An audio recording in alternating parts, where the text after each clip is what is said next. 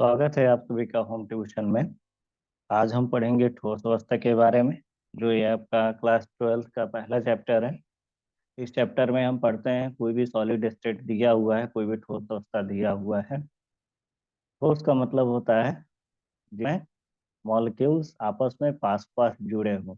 ठीक है, यानी कोई भी ऐसे मजबूत चीज है जो आपस में उसकी पैकिंग क्या हो, बहुत स्ट्रांग हो। ठीक, स्ट्रॉन्ग में एक ही बात आती है, जैसे डायनामाइट लेते थी, डायमंड लेते हैं। डायमंड डायमंड की जो पैकिंग होती है वो बहुत मतलब क्लोज पैकिंग होती है। और एक दूसरा होता है ग्रेफाइट। ठीक है, ग्रेफाइट की भी पैकिंग होती है, वो क्लोज पैकिंग होती है। ये सारा जिसकी बॉन्डिंग अच्छी होती है, जब आप क्लास 10th में पढ़े थे तो उसमें आप देखे थे डायमंड जो था वो बहुत स्ट्रांगेस्ट मटेरियल मांगा जाता है। और ग्रेफाइट भी उससे लाइटर स्ट्रांग होता है, यानी लेकिन दोनों की जो भी मतलब मॉलिक्यूलर स्ट्रक्चर होता है वो सेम होता है। पूरे चैप्टर में हम पढ़ते हैं इसके जो भी चैप्टर के उद्देश्य हैं। पहले पढ़ते हैं कि ठोस अवस्था के समान अभिलक्षण। ठीक है, पहले पढ़ते हैं ठोस अवस्था के समान अभिलक्षण के बारे में पढ़ेंगे। फिर अक्रिस्टलीय और क्रिस्टलीय। ठीक है, दो टाइप के होते हैं ये सॉलिड ठोस अवस्था, जो क्रिस्टलीय होते हैं, अक्रिस्टलीय होते हैं। तीसरा पॉइंट है हमारा क्रिस्टलीय ठोसों के बंधन बलों की प्रकृति, यानी जो भी क्रिस्टलीय ठोस होते हैं वो आपस में कैसे बंधे होते हैं, उसके बारे में तीसरे टॉपिक में पढ़ते हैं। चौथे टॉपिक में आता है कि क्रिस्टल जालक एकक कोशिका और परिभाषित कर सकते हैं। क्रिस्टल का कैसा जाल बना हुआ है। ठीक है, ये स्ट्रक्चर जो भी है, जाल आप देखे होंगे जिसलिए का जाल होता है, उस टाइप का जाल नहीं है ये। इस जाल में आपको बहुत सारे जाल ऐसे क्लोज पैकिंग बने होंगे और आपको उसको बताना होगा कि कैसे जाल है। ठीक है, और एकक कोशिका को परिभाषित करते हैं। कोणों के निविड़ संकुलन। कोण जब भी सर्किल सर्किल आपस में अटैच होते हैं, जैसे तीन सर्किल ले लें तो बीच में एक इसको जोड़ने वाला जो पॉइंट होगा वो एक ट्रायंगल का शेप ले रहा है। तो इस पॉइंट में पढ़ते हैं कोणों के निविड़ निविड़ संकुलन की व्याख्या कर सकते हैं।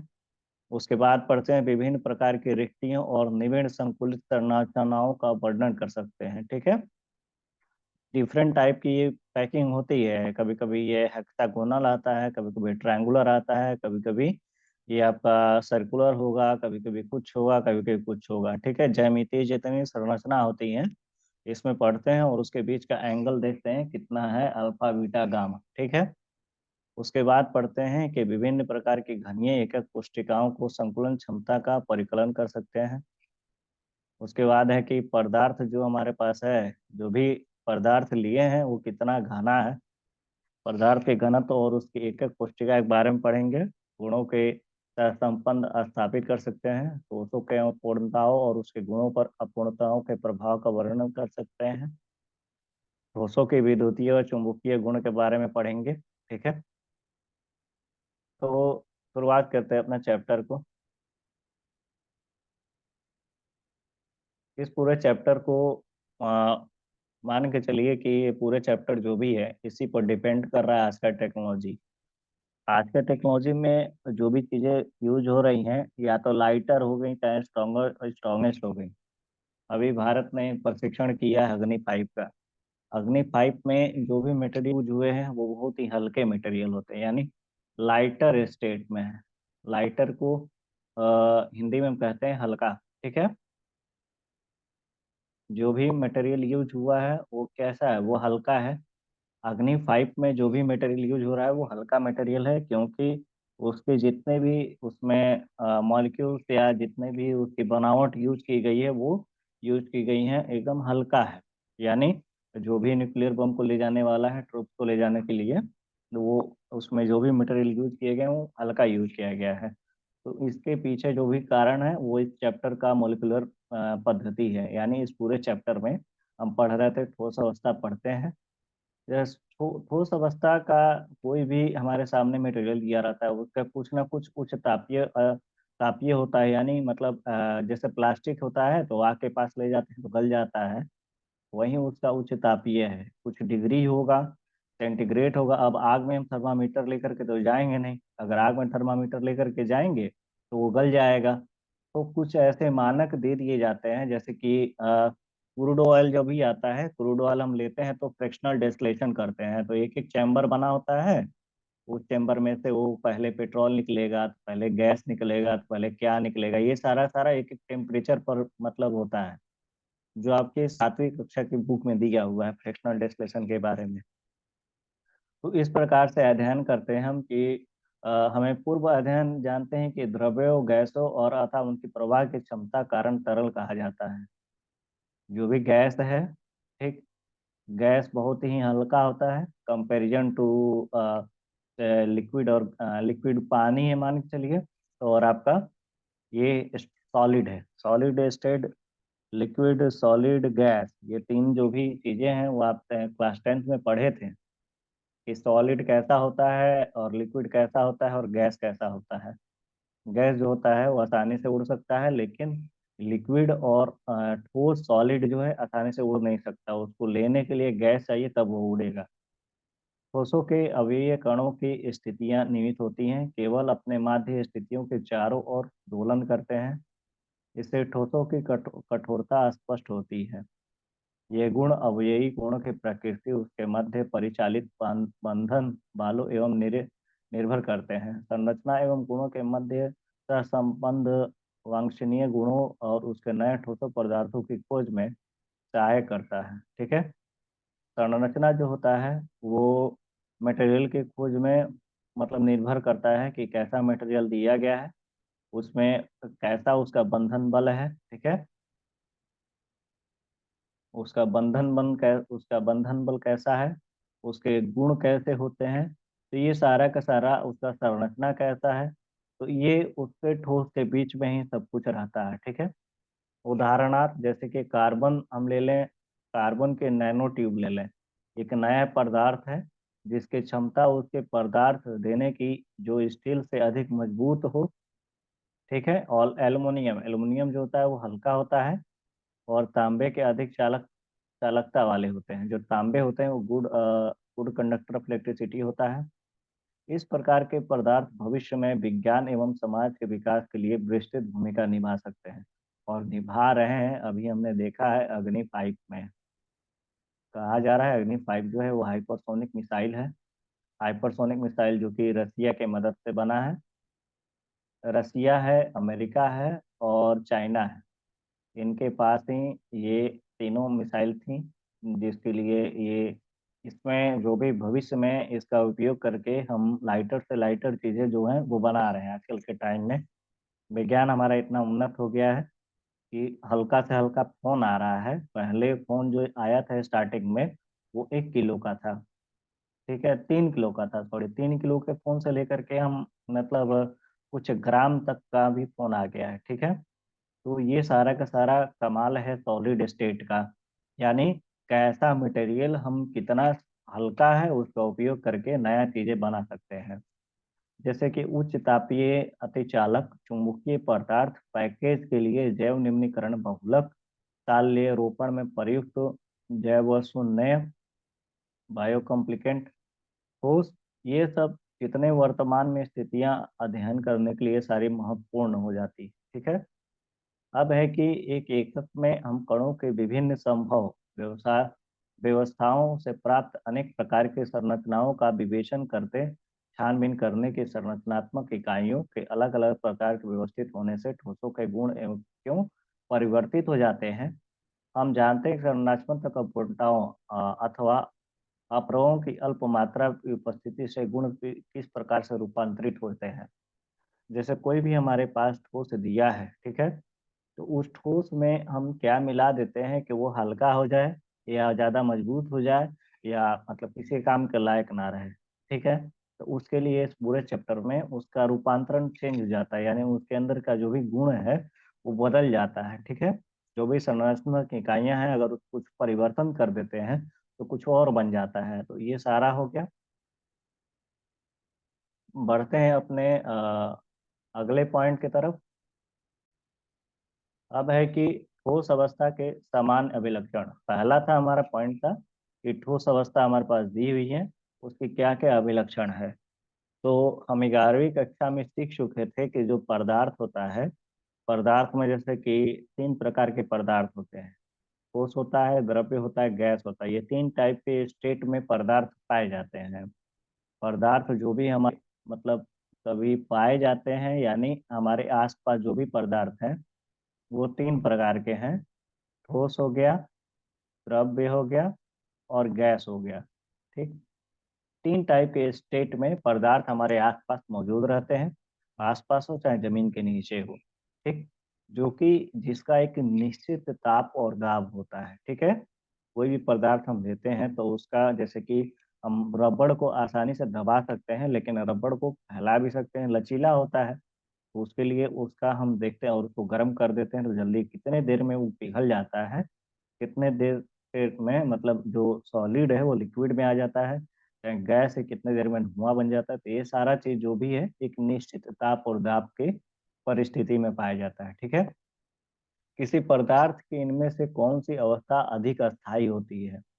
दो विरोधी कारकों से सम्मिलित प्रभाव पर निर्भर करती है।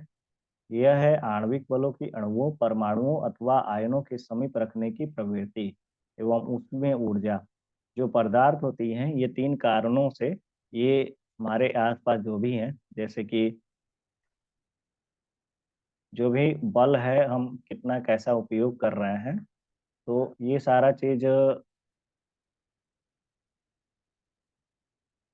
जैसे कि हमने यहाँ बलों के आधार पर कैसे हम मतलब आपस में डिवाइड कर सकते हैं कि सॉलिड जो भी हमारे पास गिवन है वो मतलब उसमें भेद कैसे ला सकते हैं और उसको कैसे पहचान सकते हैं कि किस टाइप का पदार्थ है। जैसे कि पदार्थ को कभी हम आपस में रखते हैं, एक साथ रखते हैं, तो उसमें कैसा गुण आ रहा है प्रभाव पर निर्भर करता है। ठीक है।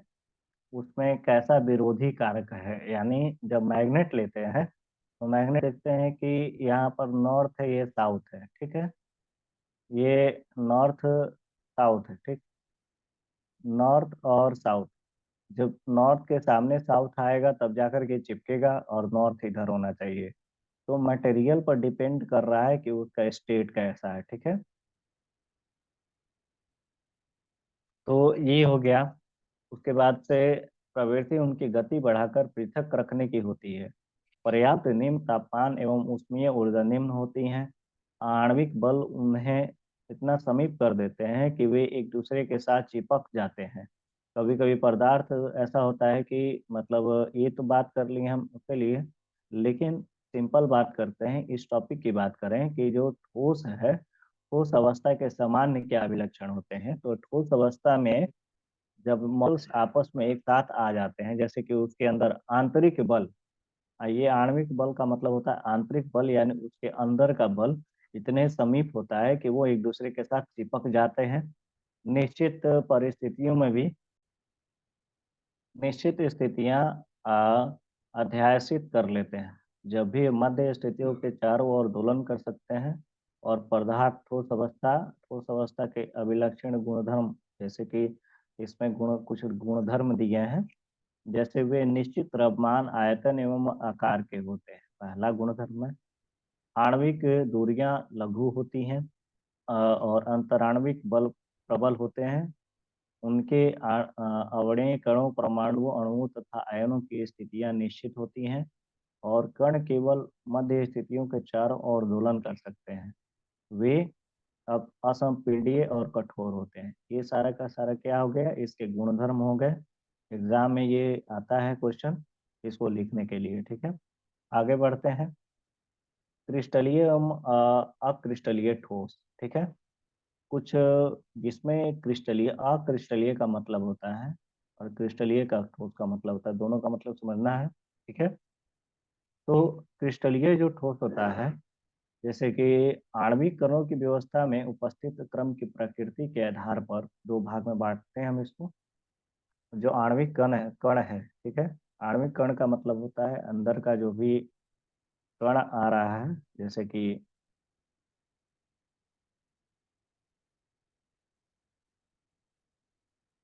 अंदर के कण कैसी बनावट है उसके आधार पर हम जैसे उपस्थित क्रम की प्रकृति के आधार पर क्रिस्टलीय अक्रिस्टलीय वर्गीकृत किया जा सकता है। दो टाइप का होता है, क्रिस्टलीय और अक्रिस्टलीय। ठीक है, दो टाइप की उपस्थिति में पाया जाता है। क्रिस्टलीय ठोस जो होता है वो साधारण लघु होता है, क्रिस्टलों की अत्यधिक संख्या से बना होता है। उनमें प्रत्येक निश्चित अभिलक्षण ज्यामितीय आकार होता है। क्रिस्टल में अवयवी कणों में आते हैं तीन: परमाणुओं, अणुओं तथा आयन। ये तीन टाइप का अवयवी कण माना जाता है। जो भी कण जो मौजूद होता है हमारे में, उसमें एटम में जो भी आते हैं वो क्या क्या आते हैं, जिसमें आता है पहले में बीच में आता है आपका, इसमें जो होता है वो प्रोटॉन होता है और न्यूट्रॉन होता है। यानी प्रोटॉन और न्यूट्रॉन, और चारों तरफ मतलब रिवॉल्व करता है इलेक्ट्रॉन। ठीक है, प्रोटॉन हो गया जैसे परमाणु, अणुओं तथा आयन। ठीक है, परमाणु का मतलब होता है एटम हो गया, अणुओं का मतलब होता है जैसे एटम, ये सारा का सारा हो गया। क्रम जो होता है सुव्यवस्थित होता है। इनके तीनों विभाव में पुनरावृत्ति होती है। यदि हम क्रिस्टल के एक भाग में कणों की स्थिति व अवलोकन करें तो हम क्रिस्टल के किसी दूसरे भाग में कणों की स्थिति का सही सही पूर्वानुमान लगा सकते हैं, चाहे वह अवलोकन किए जा रहे भाग से कितनी भी दूरी हो। अतः क्रिस्टल में दीर्घ परासी व्यवस्था होती है। इसमें कौन सी व्यवस्था होती है? दीर्घ परासी व्यवस्था होती है, अर्थात कणों की व्यवस्था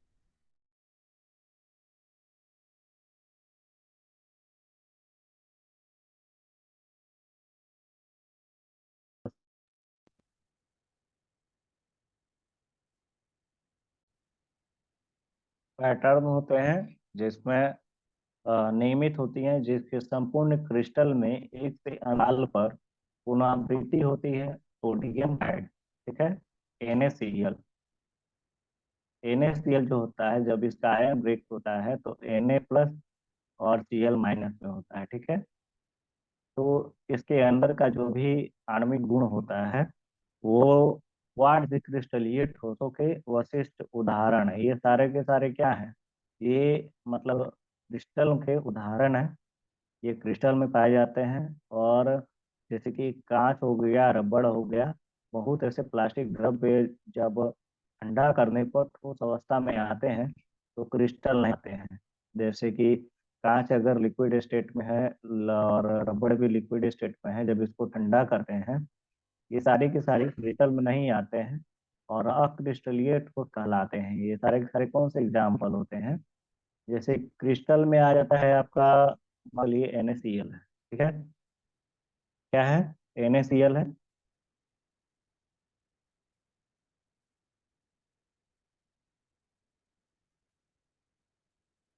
क्रिस्टल में आ जाता है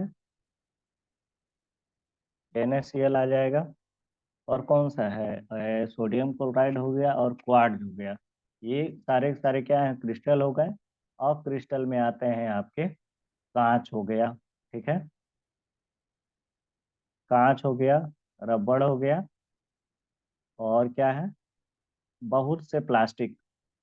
ठीक है, जो जो बहुत से प्लास्टिक होते हैं कि द्रव्य जब ठंडा करने पर ठोस अवस्था में आते हैं तो क्रिस्टल नहीं बनते हैं, वो क्या? अक्रिस्टलीय हो जाते हैं। ठीक है, अक्रिस्टलीय ठोस ग्रीक शब्द है एक, जिसका नाम होता है अमोर्फोस से, अमorphous। अमorphous से बना हुआ होता है क्रिस्टलीय। क्रिस्टलीय ठोस किससे बना होता है? अमorphous होता है। अमorphous एक ग्रीक शब्द है जिसका अर्थ है आकृति नहीं होना। जिसका मतलब अक्रिस्टलीय का मतलब होता है इसकी कोई आकृति नहीं होती है। इसकी क्या नहीं होती है? आकृति नहीं होती है। ठीक है, अक्रिस्टलीय हो गया, आकृति नहीं होता है। अक्रिस्टलीय ठोस ग्रीक शब्द है जिसका मतलब होता है अमोर्फस। और अक्रिस्टलीय ठोस जो होता है वो समाकृति के कणों से बने होते हैं। इन कणों से अवयवी कणों, जैसे कि अवयवी कण में परमाणु, अणु, आयन की व्यवस्था केवल लघु परासी व्यवस्था होती है। ऐसी व्यवस्था में नियमित है आवर्ती पुनरावृत्ति पैटर्न केवल अल्प दूरियों तक देखा जाता है। नियमित भाग बिखरे होते हैं और इनके बीच में व्यवस्था क्रम अनियमित होता है। क्वार्ट्ज जैसे क्रिस्टल ये बोलते हैं इसको। इस यहाँ से समझे, ये बात आ गई। अब यहाँ से बात कर रहे हैं, क्रिस्टल की बात कर रहे हैं, ठीक है, जिसमें क्वार्ट्ज है। क्वार्ट्ज एक क्रिस्टलीय होता है, और क्वार्ट्ज कांच जो होता है, एक क्वार्ट्ज दो टाइप के होते हैं। एक क्वार्ट्ज जो होता है वो क्रिस्टलीय होगा, और दूसरा क्वार्ट्ज जो होगा वो अक्रिस्टलीय होता है। ये संरचना है क्रमशः 1.1। यहाँ जो दिया हुआ है, दो टाइप का क्रिस्टल दिया है और अक्रिस्टलीय दिया है, जो क और ख से दर्शाई गई है। क वाला जो होता है वो क्रिस्टल है, और ख वाला जो है वो अक्रिस्टल है, ठीक है। यद्यपि दोनों संरचनाएं लगभग समरूप से होते हैं, फिर भी अक्रिस्टलीय क्वार्ट्ज कांच में दीर्घ परासी व्यवस्था नहीं होती है। अक्रिस्टलीय ठोसों की संरचना द्रवों के सदृश होती है। अवयवी कणों की व्यवस्था में अंतर के कारण दोनों प्रकार के ठोसों के गुण भिन्न होते हैं, ठीक है। आगे बढ़ते हैं। क्रिस्टलीय ठोसों का गलनांक, यानी क्रिस्टल जो ठोस होता है वो गलने कितने होता है उसका निश्चित होता है, यानी फिक्स टेम्परेचर पर ये क्या होगा, गल जाएगा क्रिस्टल। लेकिन जो यह एक विशिष्ट ताप पर खुलकर द्रव्य बन जाते हैं। ये जो क्रिस्टल होते हैं, पहचानने का अच्छा तरीका होता है कि जब उसको गलाएंगे तो निश्चित उसका टेम्परेचर फिक्स होता है। दूसरी ओर अक्रिस्टलीय ठोस ताप पे निश्चित परास पर नरम होकर के पिघलते हैं। पहले वो नरम होगा, उसके बाद पिघलेगा और बहने लगते हैं, तथा गलाकर सांचे में ढाले जा सकते हैं। इनके विभिन्न कुछ, मतलब एक आगे मिलेगा अभी, उसमें विभिन्न कुछ ऐसी संरचनाएं हैं जो कि हम देखते हैं, ठीक है। तो आगे बढ़ते हैं। जैसे विभिन्न आकृतियां क्या होती हैं, बनाई जा सकती हैं। कोई भी सांचा लें, और सांचा में हम कांच को डाल देते हैं, गर्म करके, गर्म करने के बाद लिक्विड स्टेट में आ जाता है, तो वो मतलब आकृति का बन जाता है। तो अक्रिस्टलीय ठोस जो होता है, संरचना जो होता है द्रव्यों के सदृश होती है, और उनमें आसानी से अत्यधिक सयांता वाले द्रव्य मान लिया जाता है। किसी एक तापमान पर वे क्रिस्टलीय बन सकते हैं। क्रिस्टलीकरण के कारण प्राचीन सभ्यता के कांच की कुछ वस्तुओं की दृश्यता में दूषियापन पाया गया है। यानी पुराने टाइम के कुछ ऐसे कांच के मतलब चीजें मिली हैं जो कि क्या है, वो आ, मतलब गला करके उसका उपयोग किया गया है। और एक सांचा वगैरह मिला है पुराने साक्ष्यों के रूप में। द्रवों के सदृश अक्रिस्टलीय ठोसों के में प्रवाह की प्रवृत्ति होती है। इसके अंदर क्या होता है, ठोसों के प्रवाह की प्रवृत्ति होती है।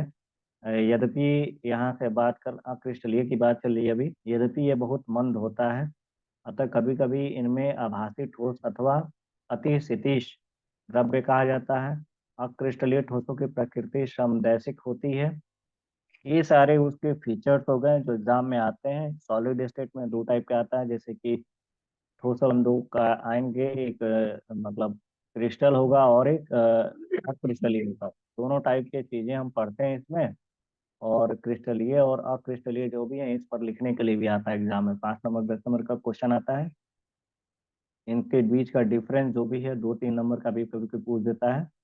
इसके यांत्रिक शक्ति, अपवर्तनांक तथा विद्युत चालकता जैसे गुण की सभी दिशाओं में समान होते हैं। इसका कारण यह है कि उनमें दीर्घ परासी व्यवस्था में नहीं होती। मतलब इसका जो गुण धर्म है, आंतरिक गुण धर्म जो भी है, ठीक है, ये कभी कभी बात कर लेते हैं। ये जो यहाँ पोर्शन दिया गया था इसको और अच्छे से समझ लेते हैं, ठीक है। पॉइंट टू बी नोटेड, ठीक। जैसे कि आभासी ठोस तथा अति क्षितिज द्रव्य कहा जाता है। क्रिस्टलीय ठोसों की प्रकृति समदैशिक, समदैशिक इसकी प्रकृति कैसी होती है, वो समदैशिक होती है। इसके यांत्रिक शक्ति, यानी इसके जो पावर है, वो अपवर्तनांक तथा विद्युत चालकता जैसे गुण सभी दिशाओं के समान होते हैं। इसका कारण यह है कि इसमें दीर्घ परासी व्यवस्था नहीं होती है। सभी दिशाओं में कणों की व्यवस्था निश्चित होती है, ठीक है। सभी दिशाओं में इसकी व्यवस्था कैसी होती है, वो निश्चित होती है। और इसलिए किसी भी भौतिक गुणधर्म का मान हर दिशा में समान होता है, ठीक है। ये हो गया मतलब आपका अक्रिस्टलीय तक, यहाँ तक बात हो गई। अब बात कर लें क्रिस्टलीय ठोस के बारे में, ठीक है। तो क्रिस्टलीय ठोस जो होता है वो विषमदैशिक प्रकृति का होता है। ऐसा प्राकृतिक होता है, विषमदैशिक प्रकृति का होगा, अर्थात इससे कुछ भौतिक गुण जैसे कि विद्युतीय प्रतिरोधकता, अपवर्तनांक एवं क्रिस्टलीय भिन्न भिन्न दिशाओं में मापने पर भिन्न भिन्न मान प्रदर्शित करते हैं। यह अलग अलग दिशा कणों की भिन्न व्यवस्था में उत्पन्न होता है। इसमें हम पॉइंट में देख सकते हैं कि जो क्रिस्टल है और अक्रिस्टलीय है, क्रिस्टलों में विषम दैशिकता भिन्न भिन्न दिशाओं में कणों के विभिन्न विभिन्न व्यवस्थाएं प्राप्त होती हैं। ठीक है, से स्पष्ट है इस चित्र में दो भिन्न प्रकार के परमाणुओं की व्यवस्था का दो विमाओं में साधारण पैटर्न दिखाया गया है।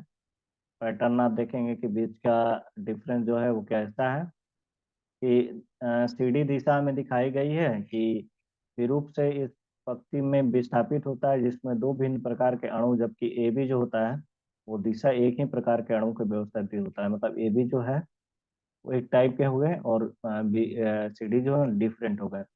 में संक्षेप में दिया गया है। क्रिस्टलीय और अक्रिस्टलीय ठोसों के अलावा किसी भी कुछ ठोस होते हैं जो देखने से तो क्रिस्टलीय और अक्रिस्टलीय ठोसों के अलावा कुछ ठोस होते हैं जो देखने में अक्रिस्टलीय लगते हैं, परंतु इसकी संरचना होती है क्रिस्टलीय होती है। ठीक है, देखने में अलग लगेगा लेकिन इसकी संरचना जो होगी वो क्रिस्टलीय होती है। इनमें बहुक्रिस्टलीय ठोस कहते हैं। धातुएं अक्सर बहुक्रिस्टलीय अवस्था में होती हैं। इनमें क्रिस्टल इस प्रकार से अभिमुख होते हैं कि धातु का नमूना समदैशिक लगता है। यद्यपि तो पढ़ते हैं क्रिस्टल जैसे विमुख हो, इसमें क्रिस्टल इस प्रकार से अभिमुख होते हैं कि धातु का नमूना समदैशिक लगता है। यद्यपि अकेला क्रिस्टल विषमदैशिक होता है। अक्रिस्टलीय ठोस उपयोगी पदार्थ होते हैं, कांच जैसे रबड़, प्लास्टिक, ये सारे दैनिक जीवन में हम यूज करते हैं। और अक्रिस्टलीय में जैसे सिलिकॉन सूर्य के प्रकाश का विद्युत के रूपांतरण में करने के लिए उपलब्ध श्रेष्ठतम प्रकाश वोल्टिक फोटो वोल्टिक पदार्थ होता है। देखिए अब कुछ मतलब इनके बीच का जो डिफरेंस होता है वो आता है एग्जाम में।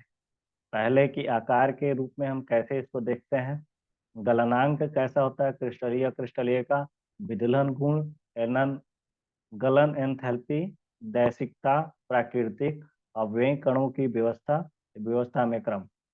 तो जो इसका आकार होता है निश्चित होता है, अभिलक्षित ज्यामितीय आकार का होता है। इसको आप क्या करेंगे, इस सारा का सारा पॉइंट इंपॉर्टेंट है, इसको आप मतलब याद कर लेंगे तो आपका जो मतलब 2-3 नंबर क्वेश्चन हो जाता है। और इसी से शुरुआत होता है आपके क्वेश्चन का कि इनके बीच का अंतर बताइए, और 3-4 ठो पूछ देता है आपके बोर्ड के एग्जाम में और आप मतलब इसको लिखना होता है। ठीक है, तो जो मेरा नेक्स्ट टॉपिक होगा वो आपका ये तो हो गया। और कुछ टाइप ऐसे हैं जैसे कि हम पढ़ते हैं ठोस के प्रकार देख लेते हैं, ठोस कौन से होते हैं, ठोस कठोर क्यों होता है, ठोस आयतन निश्चित होते हैं क्यों होते हैं, ये सारा मतलब आपके लिए दिया गया है, आप इसको करेंगे। अब हम पढ़ेंगे क्रिस्टल ठोसों का वर्गीकरण जो हमारा मतलब नेक्स्ट टॉपिक होगा। और क्रिस्टलीय ठोसों के वर्गीकरण और अक्रिस्टलीय ठोसों के वर्गीकरण दोनों हम अगले आने वाले पॉइंट में हम देखेंगे। ठीक है, तो तब तक धन्यवाद आपका।